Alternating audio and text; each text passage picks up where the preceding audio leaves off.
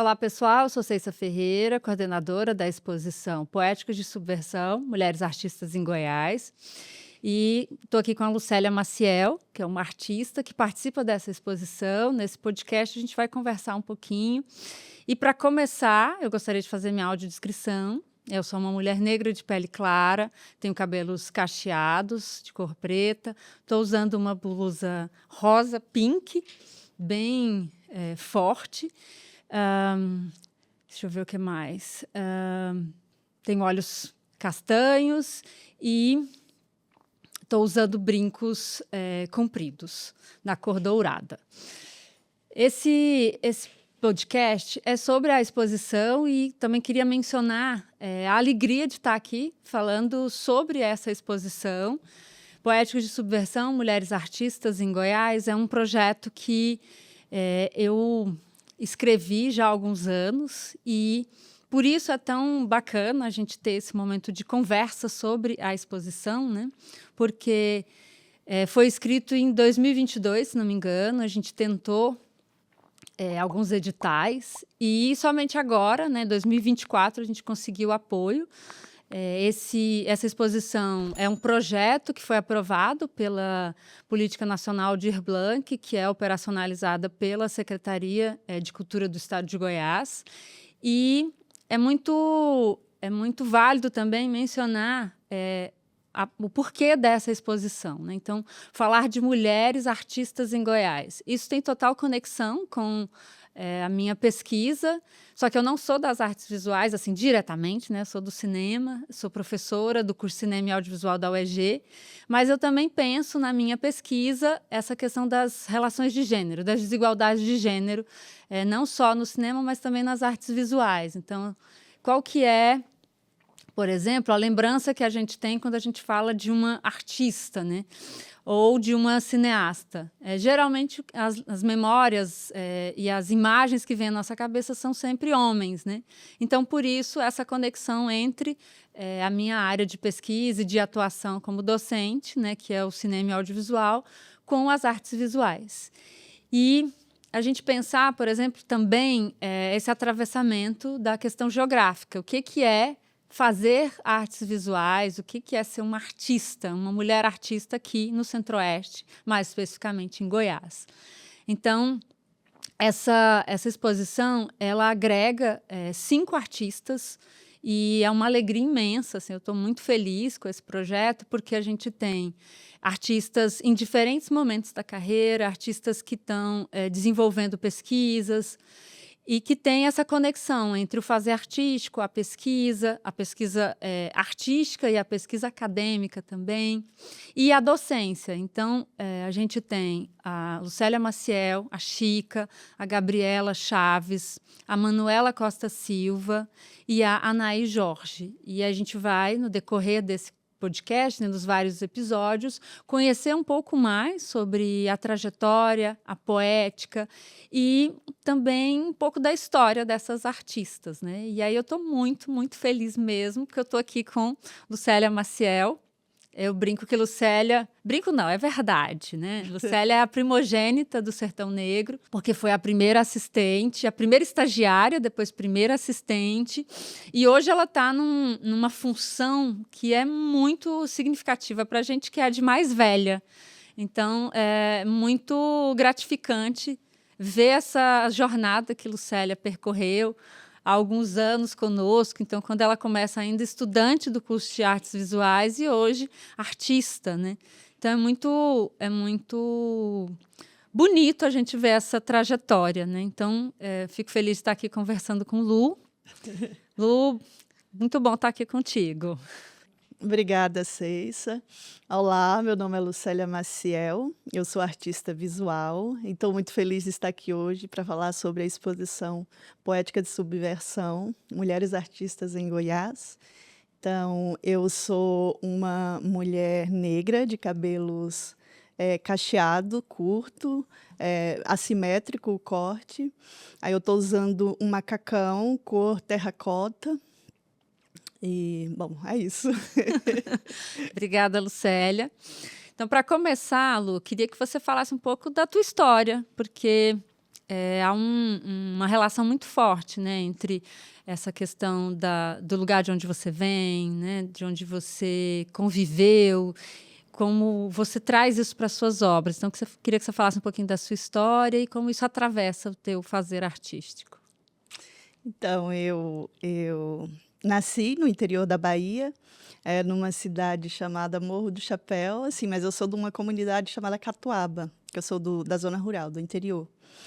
E em 2015 eu migrei para Goiânia para fazer o curso de artes visuais. E a um momento do curso, o Dalto foi lá fazer uma fala, e aí foi então que eu decidi pedir o estágio. Então começou aí o meu convívio com o Dalto. Então, em 2018, eu fiz estágio 1, 2019, estágio 2. E aí, a partir daí, eu comecei com esse contato maior com a produção artística em um ateliê, porque até então eu tinha muito essa teoria de uma faculdade, dos laboratórios, dos ateliês, enfim. E aí o convívio com Dalton, enfim, trouxe um conhecimento que eu não tinha na universidade. E aí, na minha produção artística, eu falo muito das minhas memórias. Então, quando eu comecei a minha pesquisa, eu tinha esse processo. Eu falo pesquisa para o TCC mesmo. Então, eu recorria muito às minhas memórias, assim, das minhas vivências, da minha comunidade. E eu estava sempre em busca de quem eu era, o que eu tinha trazido na minha bagagem que eu pudesse usar na minha produção artística. E aí eu me lembro que em 2020 eu voltei na fazenda, na casa que era do meu avô, onde eu cresci. Eu encontrei algumas fotografias. E aí, a partir dessas fotografias, que eu comecei a pensar alguns trabalhos. Por exemplo, eu tenho um trabalho chamado Torrão, que é onde eu faço umas lamparinas, e dentro dela tem alguns bustos. Então, a partir desse acervo fotográfico é que eu fui desenvolvendo alguns trabalhos. Então, o primeiro deles foi essas lamparinas, onde eu ponho um busto dentro que eu chamo de torrão. Então, torrão, porque é uma terra endurecida, eu faço os bustos de argila e aí não passa pelo processo da queima, então eu deixo a terra viva. Porque se eu hidrato aquela terra, põe na água, aquele busto, aí ela vira terra novamente. Então, assim, pensando muito nesse valor, nessa preciosidade que é a terra, nesse trabalho em específicos. E, enfim, eu vou trazendo várias camadas. Então, tem uma série de trabalhos. Geralmente, os meus trabalhos, eu estou sempre recorrendo às minhas memórias, assim, para desenvolver esses trabalhos, assim. Mas é bacana também a gente pensar esse lugar do busto, né? Porque a gente geralmente, né, nos espaços urbanos ou na história da arte mesmo, né, geralmente os bustos são de homens, né? E é muito bacana como você traz essas referências femininas da tua própria família, a riqueza de detalhes com que você esculpe, né? Essas pessoas, esses rostos, né? Então, acho que é muito legal também pensar como esse busto é um exercício de revisão também, porque né? Tradicionalmente o busto ele é feito geralmente ou de bronze, de cobre. Então, assim, na nossa história a gente tem bustos feitos pensando em pessoas que são consideradas pessoas importantes, relevantes. Então, o busto está muito nesse lugar. E quando eu faço esses bustos, e geralmente a gente não vê muitos bustos de mulheres, principalmente mulheres negras. Então, assim, as pessoas negras, elas não têm muito esse lugar. E quando eu faço esses bustos e eu faço de barro, eu faço meio que um contraponto, porque o busto ele é algo que é feito, pensado para ser durável, né? E aí o de barro, se você não tiver cuidado, se, por exemplo, pôr na área externa, pegar chuva, vento, ele vai se derreter, ele vai se decompor, assim, ele vai derreter, não vai durar muito.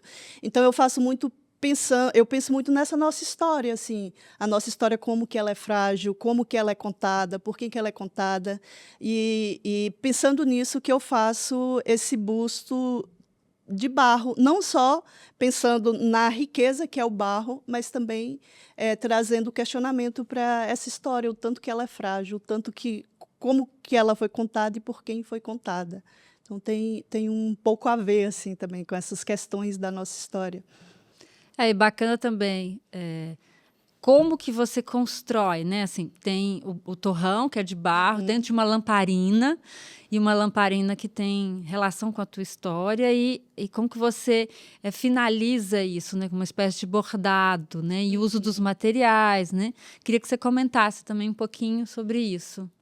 Então, quando eu era criança na fazenda, então a gente usava sempre uma lamparina para se locomover na casa, porque não tinha energia elétrica. Então, o que a gente usava para iluminar a casa era a lamparina. E aí eu pego a lamparina como metáfora para tratar de algumas questões. Então, nesse trabalho onde eu trago os bustos, ao invés de, no lugar do combustível da lamparina, eu coloco esse busto. E aí eu vou trazendo assim uma série de camadas. Então, tradicionalmente, a lamparina, por fora dela, ela é feita de metal. E aí, no lugar do metal, eu trago couro, que aí eu revestindo essa lamparina de couro, pensando nela não como objeto, mas como um corpo mesmo, que é coberto pelo couro. E aí, esse couro, eu vou trazendo alguns detalhes. Por exemplo, eu faço meio que pensando no tecido de lese, ele sempre tem, não é bem um bordado, ele tem buracos, marquinhas que vai formando flores, formando, digamos que ramos. E aí eu trago essa referência do tecido de lese e aplico nesse couro, e aí eu ponho por cima dessa lamparina. Aí tem também a costura, os detalhes. Na minha região, ela é uma região muito... Tem uma época do ano que fica muito seca, assim, espinhosa. Então, para entrar no mato, as pessoas geralmente usam uma roupa de couro, por exemplo, os vaqueiros. E eu vou trazendo uma série de camadas assim nessas lamparinas. E aí eu trago também essa referência da importância do couro para a minha região. Eu trago a referência da costura, do tecido, do bordado. Essa delicadeza dos tecidos em fazendo contraponto com esse couro, porque eu uso o couro mais bruto, aquele couro que não é tratado. Uhum. E aí eu vou trazendo essa dualidade, assim. E dentro da lamparina também tem uma terra que eu pego na fazenda e trago e ponho lá dentro, como se fosse um murundu. Na minha região, a vegetação ela é formada por murundus, que são montes que é comum em toda a Caatinga, e é exclusiva da Caatinga, assim, essa espécie de murundus. E aí eu trago também essa referência do bioma da região. É isso, eu vou trazendo assim uma série de camadas. E aí tem também essa transparência, essa delicadeza do vidro. E aí tem gente que até diz que olha para a lamparina e dá a impressão que as pessoas estão sufocadas lá dentro, porque está num ambiente fechado. Só que quando eu faço a lamparina, eu não penso nesse lugar de estar sufocado, eu penso nesse lugar de estar lá dentro, estar cuidado, estar protegido, estar guardado. Então, é mais nesse lugar de cuidar das memórias e das lembranças do que, tipo, enclausurar. Muito legal te ouvir, Lucélia. Obrigada. E tem outro trabalho que é muito bacana também, que você também continua esse trabalho de rever, né, assim, as imagens que geralmente a gente tem acesso, né? E aí você faz por meio do desenho e uma conexão com a fotopintura, né? Queria que você falasse um pouquinho sobre esse trabalho e os processos. Quando eu fui convidada para a exposição, eu fiquei pensando muito nas paredes do meu interior, assim. Quando eu falo do meu interior, eu falo do interior de onde eu vim e também do meu interior. Porque na casa da minha avó, por exemplo, eu me lembro quando a gente entrava na sala, tinha uma parede, aí nessa parede tinha fotopintura. E é comum, eu acho que nem só na Bahia, aqui em Goiás também. A gente entra nessas casas mais do interior, da zona rural. Aí as paredes têm fotopintura, tem calendário, tem imagem de santo, tem aquele raminho que você pega do dia da missa de Ramos. Então, assim, são paredes que falam muito sobre os moradores. E aí eu pego essa referência, então um dos trabalhos que está lá, geralmente os meus trabalhos eu uso sempre como suporte objetos que eu compro, geralmente em antiquário, que traz essa questão das memórias em si, o próprio objeto. Então tem a pianha, que geralmente são usadas para pôr imagem de santo. Aí tem a moldura da fotopintura, que quem olha lembra, fala assim, já remete a essa questão de memórias mesmo, assim. Os próprios objetos que eu uso, as pessoas veem, já traz em si essa questão da memória. Então, lá eu tenho molduras de fotopintura, tem pianhas, tem um móvel onde as lamparinas estão, que remete também, que é um móvel de madeira mais antigo, com a base de mármore. E aí eu vou resgatando esses objetos em antiquários, e aí eu uso como suporte para trazer. Esse da pianha, por exemplo, eu ponho os bustos. Geralmente, pianhas são usadas para pôr imagem de santo.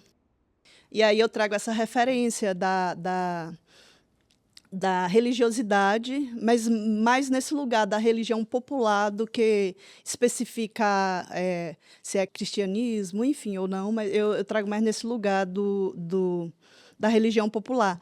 E aí, no lugar da imagem do santo, eu trago essa referência e eu ponho os bustos dessas pessoas de quem eu quero falar.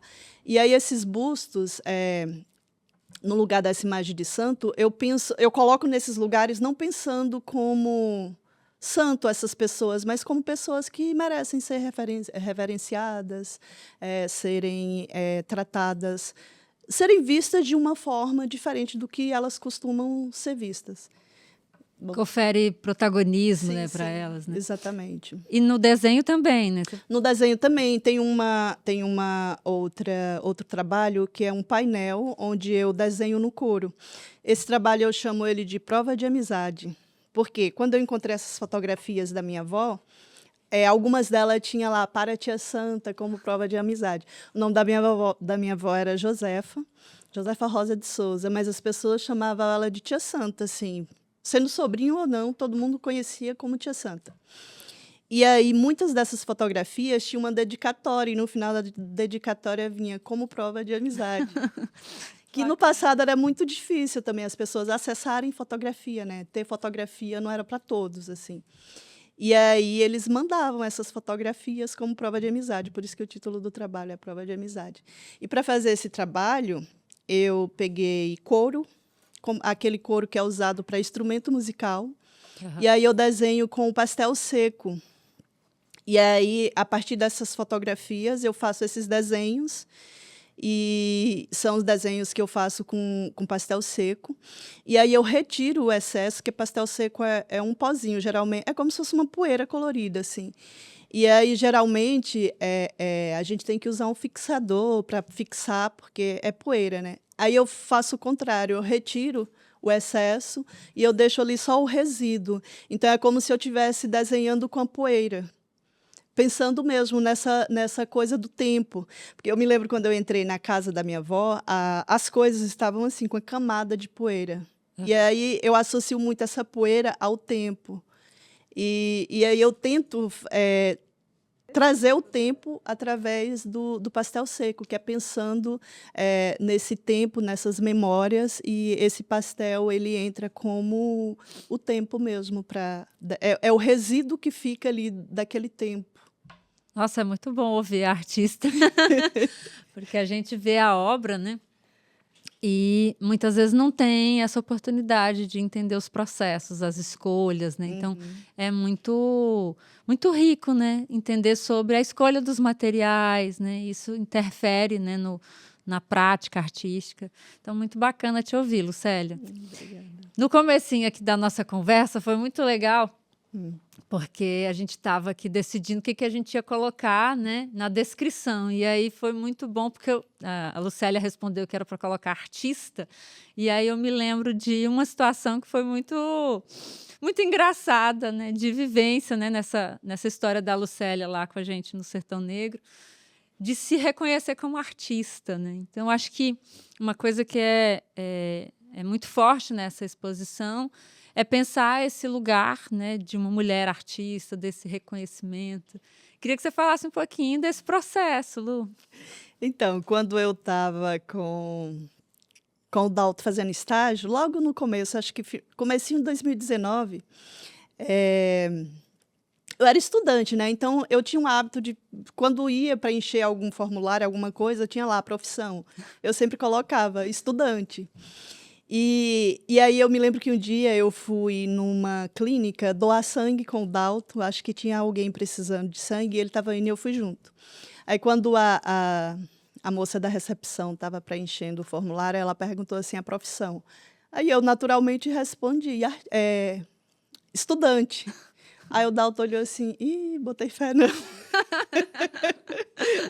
Aí eu disse, não, moça, corrige aí, artista visual.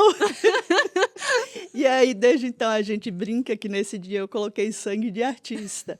E é isso, qualquer momento, qualquer lugar que me pergunta, eu já respondo logo, não, eu sou artista visual. Mas é que é muito complexo, assim, a gente... Bom, eu ainda estava estudando, né? E aí a gente ter essa firmeza para falar assim, não, eu sou tal coisa. Eu me lembro quando na minha cidade, eu dava aula, eu era professora.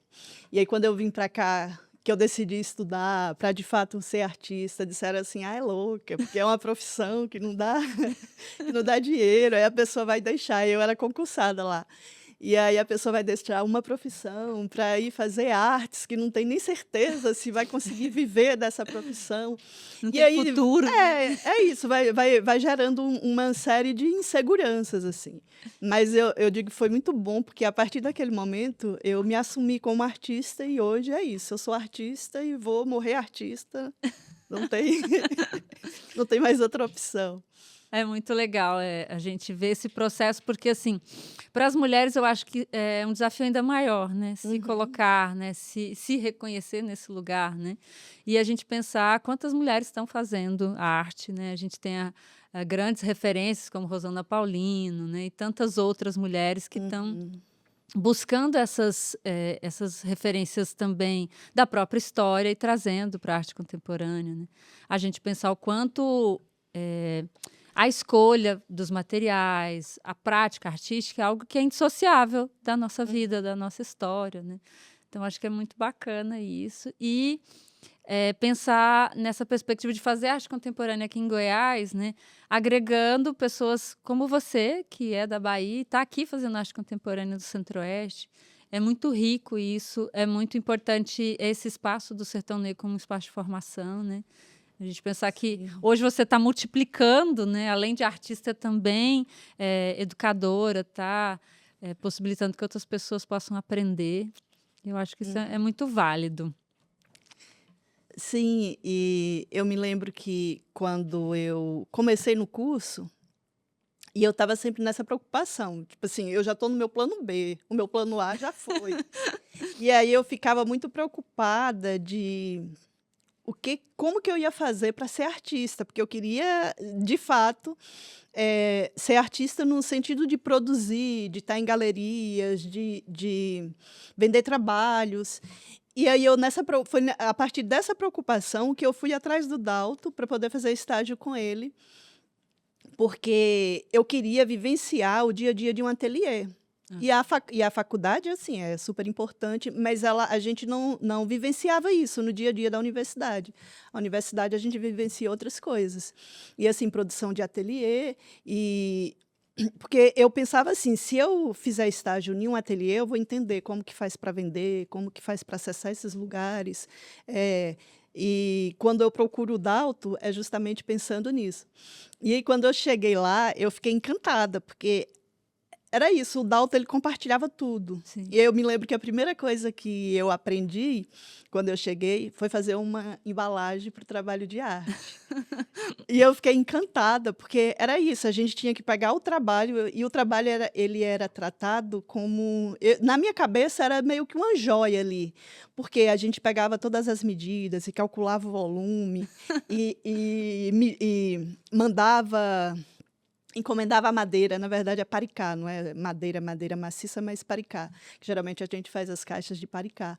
E aí tinha todo esse processo, esses detalhes que para mim era muito precioso, assim, porque não é em qualquer lugar que a gente aprende desde a embalar, a produzir, a pesquisar, a embalar, a fazer um invoice, a fazer um certificado. Então, assim, e o mais interessante é que as coisas iam vindo naturalmente, não era algo que chegava lá e falava assim, ó, você tem que aprender isso de uma forma teórica. Era assim, vai ter que embalar um trabalho, então a gente vai ter que fazer a embalagem. Precisa vender, precisa mandar o invoice. Vendeu, tem que mandar um certificado. E é isso, as coisas iam aparecendo, aí fez o trabalho, vai ter que fotografar. Sabe, por quê? Porque tem que pôr no portfólio. Sabe, e as coisas iam vindo naturalmente, assim, devido à necessidade. E quando a gente não vivencia isso, a gente não entende Sim. esses processos. É tanto que eu me lembro que assim que eu cheguei no ateliê, eu recebi um convite do Cleandro para participar de uma exposição. E aí eu fiquei super feliz e já aceitei, nem comentei com o Dalton.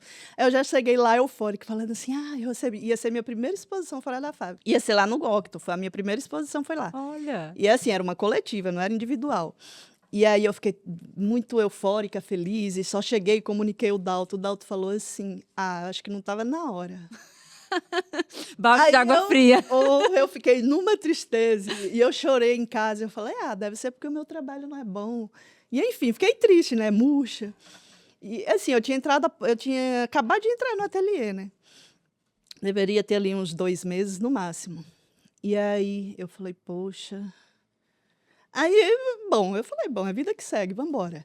Aí, quando passam uns dias, o Cleandro me pede mini bio, portfólio, fotografia da obra. Aí eu falei assim, Dalton, o Cleandro me pediu isso, o que eu faço? Ele falou, olha, eu não disse? Eu disse que não estava na hora. Mas não estava na hora por quê? Porque você não tinha fotografia, você não tinha mini bio, você não tem portfólio. Você não estava preparada para mandar as coisas que vão precisar para a exposição. Aí foi que eu fui entender, né, que para a gente participar tem todo um percurso, tem todo um processo até chegar no ponto de expor o trabalho. É muito legal ouvir, porque assim, tem muita coisa por trás, né, da exposição, da obra. E uma lembrança boa, né? Você trouxe o nome do Cleandro. O Cleandro Elias é o montador dessa exposição e é o diretor, né, das galerias, né, do Octomarx, uma pessoa muito querida, que tem incentivado muito, né, jovens artistas. Sim. É muito especial a gente, né, ter essa lembrança que foi a primeira exposição que você participou e hoje você volta ao Octomarx, né? Esse espaço que é um espaço formativo aqui em Goiânia, né? Vários artistas não só fizeram exposição, mas também estudaram ou foram professores na escola de artes que tem dentro do Centro Cultural Octomarx, né? Então é muito legal rememorar isso, esses processos. Enfim, é muito bom te ouvi-lo e é muito bonito, como eu falei, né, acompanhar essa tua trajetória. E a gente fica assim muito feliz, porque é muito trabalho, né? E é especial também porque a gente vê esse entendimento, né, da prática artística de forma bastante ampla, né? A gente está falando do trabalho, da escolha dos materiais, da poética, mas também de como embalar esse trabalho, de como ter esse cuidado com o trabalho, né? Então, acho que é muito válido isso para quem está estudando, para quem se interessa e para qualquer pessoa, né, que gosta de arte. Sim. Eu acho que é isso. Nossa, muito bom estar aqui conversando contigo. Agradeço imensamente, Lu. Tem mais alguma coisa que você gostaria de comentar sobre o trabalho, os processos? Sou eu que agradeço. Eu estava aqui revivendo minhas memórias recentes, enfim. E aí, quando você falou assim, que hoje eu estou nesse lugar de mais velha, e aí eu fiquei pensando, né? E hoje, é isso, na minha cidade eu era professora, e hoje eu digo que eu sou artista visual, que eu digo não, eu sou. E aí eu estava lembrando que também a minha profissão de professora não ficou digamos assim, que abandonada, esquecida. Hoje eu estou num outro projeto, que é o Jatobá Nascente, que é um ateliê coletivo, que é meu, da Chica, do Genô Salles, do Thor Teixeira, do William Maia e o Abraão Veloso. E aí nós 6, temos esse ateliê coletivo, que é um espaço que não visa só o trabalho, mas também é ateliê, é também um espaço pensando na educação também, que a gente pretende fazer algumas oficinas, alguns trabalhos voltados para a educação. E também é moradia, é habitação. Então, assim, ter essa vivência no Sertão Negro e depois sair de lá com esse espaço, hoje eu já moro lá, já tenho minha casa. Então, assim, o que a arte proporciona para a gente eu me lembro quando eu vim de lá, eu vim com insegurança, assim, aqui pensando, o que eu vou fazer se não der certo? E aí é isso, o Dalto costuma falar uma frase que eu acho que é até do Sobral, que ele diz assim, que a arte ela é uma entidade. Quanto mais a gente dá para ela, mais ela devolve. Se a gente não der, também a gente não vai ter retorno. Então, assim, entender tudo que a arte me trouxe, então, assim, tem coisas que dinheiro não paga, assim, não é só uma profissão, é também um modo de vida, estar em coletivo, é vivenciar com outras pessoas, é estar em comunidade. Então, assim, tudo que a arte me proporcionou hoje, eu estou em lugares que eu nunca imaginei que eu poderia acessar. E, através da arte, eu consegui estar nesse lugar. Então, assim, eu fico muito feliz por isso tudo que aconteceu e que vem acontecendo na minha vida e na minha profissão. Ô, Lucélia, que alegria, dá um quentinho assim no coração te ouvir. Espero que seja bastante farto, abundante esse caminho aí, não só seu, mas do Jatobá Nascente, né? Que a gente possa fazer multiplicar essas iniciativas e que mais pessoas possam enxergar nas artes, né, um caminho, um futuro. Fico muito Obrigada. feliz, muito obrigada. Agradeço a quem nos acompanhou aqui nesse bate-papo. Quem tiver interesse pode conhecer, né, o perfil do Sertão Negro no Instagram e também no YouTube. E a gente finaliza aqui esse episódio. Mais uma vez agradeço a Lu. Acho que é isso. Muito obrigada. Obrigada, isso aí. Obrigada a todos que estão aí assistindo e vendo e seguindo as redes. Muito obrigada. Tchau, gente. Tchau.